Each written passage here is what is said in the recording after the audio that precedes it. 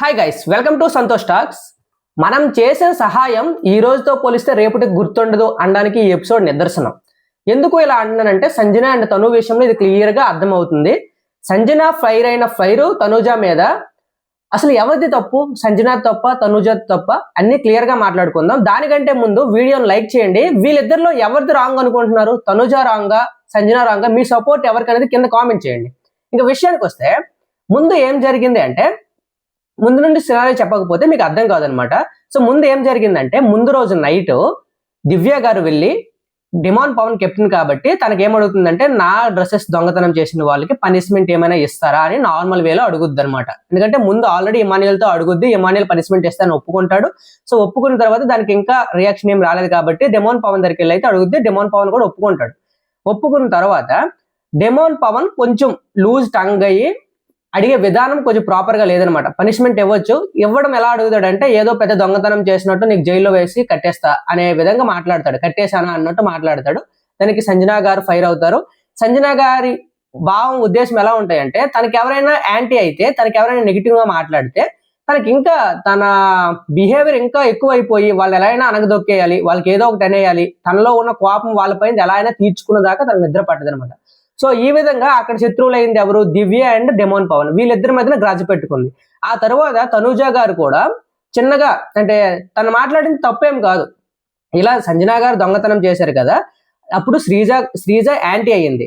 Sreeja negative గా గుడ్డు దొంగతనం జరిగింది కదా, గుడ్డు దొంగతనం జరిగినప్పుడు శ్రీజ యాంటీ అయ్యి చాలా పెద్ద రచ్చ గొడవ చేశారు. సో ఇప్పుడు శ్రీజ కూడా హెల్ప్ చేసింది కదా అనే విధంగా బర్నీ గారి దగ్గరికి వెళ్ళి మాట్లాడొద్ది. అది సంజన గారికి తెలుస్తుంది. తెలియగానే ఇది మైండ్ లో పెట్టుకుంటది. సంజన గారు మైండ్ లో పెట్టుకొని తన చేసిన హెల్ప్ గురించి మాట్లాడుతుంది. ఎప్పుడైనా ఒకరు చేసిన హెల్ప్ గురించి నువ్వు పొగడకపోతే పర్లేదు, తిట్టకూడదు. హెల్ప్ని హెల్ప్ లాగే చూడాలి. తర్వాత సిచ్యువేషన్స్ ఎలా ఉన్నాయి, నీకు తనకి గొడవలు రాని నువ్వు ఆర్గ్యుమెంట్ చేయవలసిన అవసరం చేయొద్దు అనట్లేదు. ఓకే, సాయం చేస్తారని వాళ్ళు ఏదైనా తప్పు చేస్తే అడగొద్దని కూడా నన్ను. ఎందుకంటే సహాయం చేసిన దానికి తక్కువ చేసి చూడకూడదు అనమాట. అది చిన్నదవని పెద్దవని, చిన్నది ఎందుకు అవుద్ది?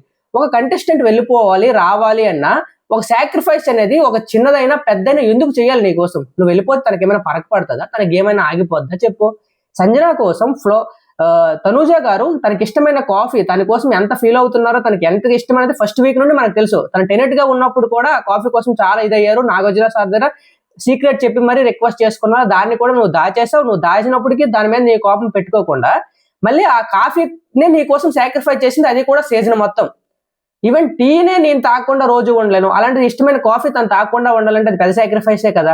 సో అలాంటి సాక్రిఫైస్ చాలా చిన్న చేసి మాట్లాడింది, అది చాలా రాంగ్. ఒక హెల్ప్ నువ్వు పొగుడు, తప్పు లేదు, కానీ కించపరచకూడదు అనమాట.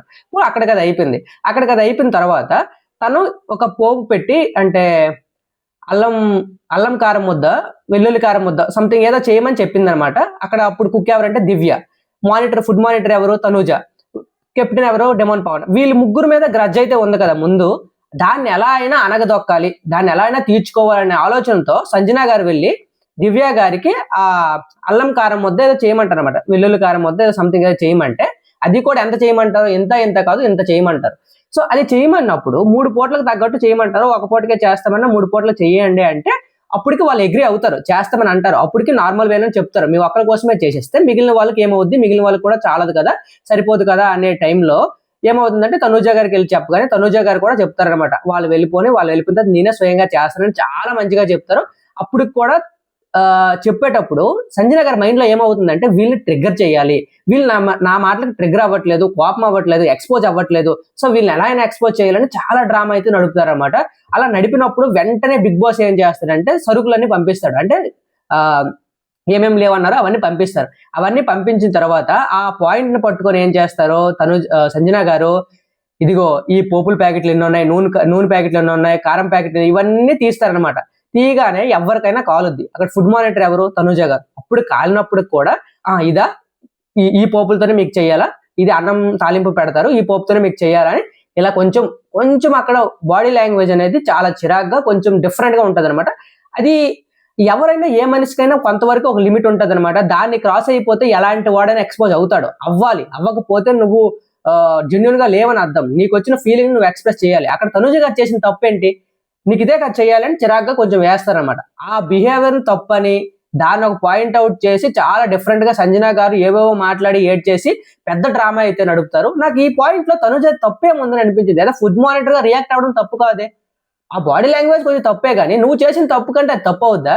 నువ్వేదో సెంటిమెంట్ పెట్టుకొచ్చి, నీకు ఓకే పిల్లలు ఉన్నారు సెంటిమెంట్ పెట్టుకొచ్చి అక్కడికి వచ్చి ఉండాలి అంటే నువ్వు అన్ని ఒప్పుకొని ముందు తెలిసే కదా వచ్చావు. అక్కడికి వచ్చి ఎవరో మీద పడేస్తాను, నా సెంటిమెంట్ పరంగా వాళ్ళు బ్యాడ్ చేస్తానని చూడడం ఎంతవరకు కరెక్ట్? నాకు ఈ విషయంలో తనూజ గారి ఎక్కడ రాంగ్ అనిపించలేదు, సంజన గారిది మొత్తం రాంగ్ ఉంది. అంతేకాకుండా సంజన గారు చేసిన కొన్ని వార్డ్స్ డెమోన్ పవన్ మీద చాలా చీప్ అనిపించాయి నిజంగా. అమ్మాయిలకైతే ఒకలా చేస్తా, మేము ఆంటీ ఏజ్ లేకపోతే అమ్మ ఏజ్ లో ఉన్నాం కాబట్టి మాకు నువ్వు హెల్ప్ చేయవు అనే స్టేట్మెంట్ అనేది ఎంత చిన్నదా పెద్దదా? ఎంత పెద్ద స్టేట్మెంట్. దాన్ని నాకు చాలా డిస్రెస్పెక్టబుల్ అండ్ వాడకూడని స్టేజ్ మీద వాడినట్టు అయితే అనిపించింది. అంటే అమ్మాయిలు అయితే ఒకటే, ఎక్కువ ఏజ్ ఉన్న వాళ్ళైతే ఒకటా? ఏం మాటలు అవి? కొంచెం సెన్స్ ఉండి మాట్లాడాలి. నాకైతే ఈ విషయం రాంగ్ అనిపించింది. మీకేమనిపించిందో కామెంట్ చేయండి.